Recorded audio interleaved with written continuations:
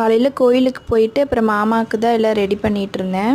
பழம்லாம் சாப்பிட கொடுத்து பார்த்தேன். அவனால் கொஞ்சம் சாப்பிட முடியலன்னு சொன்னார். அதனால் எல்லாமே இப்போதைக்கு மிக்சியில் அடித்து தான் கொடுத்துட்ருக்கேன். கேட்டால் மாமா வெட்டி கொடுப்பாரு, இல்லை அத்தை வெட்டி கொடுப்பாங்க. இப்போ நம்மளே பண்ணுறதா இருக்கா ஒன்றும் தெரியவும் மாட்டேங்குது. எப்படியோ வெட்டிட்டு அப்புறம் மாமாவுக்கு அதில் கொஞ்சம் பனங்கற்கண்டு போட்டு கொடுத்துட்டேன்.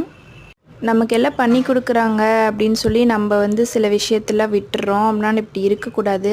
ஏன்னா இப்போ தனியாக இருக்கும்போது நம்ம எல்லாமே நம்ம தானே பார்க்கணும். இப்போ அவருக்கு ஏதோதுன்னா நான் பார்க்கணும், எனக்கு ஏதோதுன்னா அவர் பார்க்கணும்.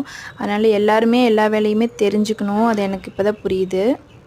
2 நாளுக்கு முன்னாடி வாங்கின இளநீ ஒன்று இருந்துச்சு. சரி நம்ம குடிச்சிக்கலாம் அப்படின்ட்டு தான் பார்த்தேன். எந்த சைடு உடைக்கிறனே தெரில. அதுவும் உடச்சி குடித்தாச்சு. அப்புறம் எனக்கு கொஞ்சம் பசி எடுத்துருச்சு. நான் எதுவுமே சமைக்கலை. சரி இன்றைக்கி பசிக்குதே அப்படின்னு சொல்லி கோதுமை தோசை தான் ஊற்றினேன்.